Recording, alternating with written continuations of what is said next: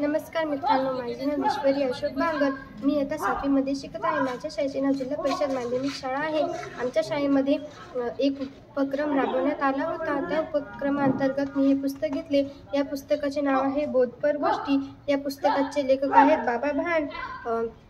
या पुस्तकामध्ये खूप छान छान गोष्टी आहेत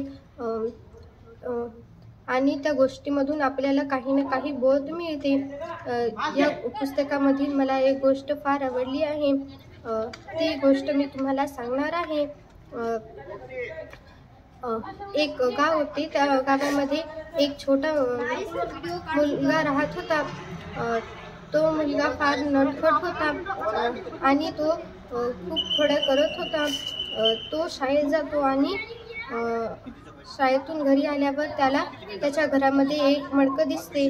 त्या मडक्यामध्ये अक्रोड असतात।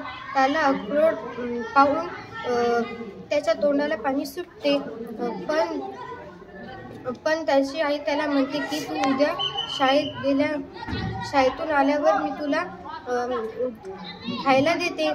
तू जर शाळेत चांगला अभ्यास केला तरच मी तुला ते अक्रोड देते। आणि ते शाळेत जाते। शाळेत गेल्यावर त्याला त्याच्या डोळ्यासमोर अक्रोडाची ते अक्रोड ठेवलेले मडके दिसत असते।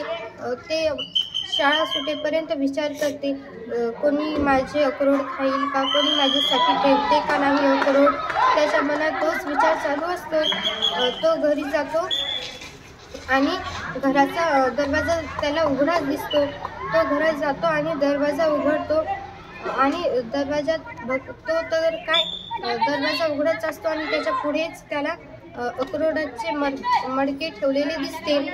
ते मडक्यावरचे झाकण काढते आणि मडक्यामध्ये हात घालताच त्याच्या हाताला अक्रोड येतात। ते मडक्यामध्ये हात घालून अक्रोड काढते, पण त्याचा हात बाहेर निघतच नाही, कारण की त्याने त्याच्या हातामध्ये खूप सारे अक्रोड धरले होते आणि त्या मडक्याचे तोंड फार लहान होते। त्यामुळे ते मडक्याचे झाकण मडक्यामधून त्याचा हात बाहेर निघतच नव्हता आणि तो रडत होता आणि तितक्याच त्याचे आजोबा तिथे येतात आणि त्याचा हात काढायचं बघतात। त्याचा हात निघतच नसतो। त्याचे आजोबा खूप प्रयत्न करतात, पण त्याचा हात त्याच्यामधून बाहेर निघतच नसतो आणि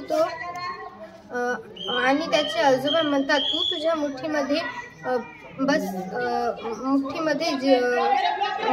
जितके बसतात त्याच्यापेक्षा जास्त अक्रोड तू तुझ्या हातामध्ये घेतले आहे आणि तू तुझ्या मुठीमधले अक्रोड काढ। तू तुझ्या मुठीमधले थोडेसे अक्रोड काढून बाहेर टाक, तेव्हा तुझा हात त्या मडक्यामधून बाहेर येईल। आणि तो त्याच्या मुठीमधील अक्रोड मडक्यात टाकतो आणि लगेच त्याचा हात बाहेर निघतो। त्याचे आजोबा म्हणतात, याच्यावरून आपल्याला हे लक्षात येते की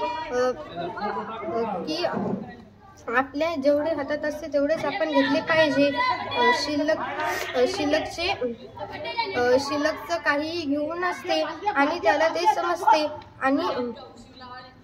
आणि ते बघतो की अक्रोड, मग ते त्याच्यामधले अक्रोड घेतो आणि खातो आणि तो इतके अक्रोड खातो की त्याचे पोट दुखत असते। ते त्याच्यामुळे खूप रडत असतो। त्याची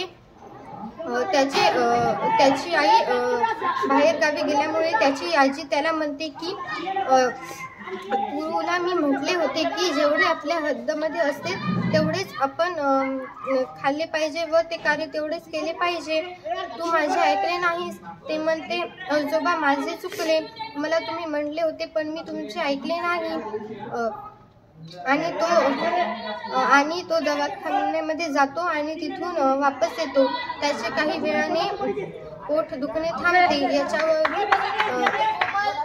याच्यावरून आपल्याला असे लक्षात येते की आपल्याला जेवढे आवश्यक आहे तेवढेच आपण खाल्ले पाहिजे। धन्यवाद।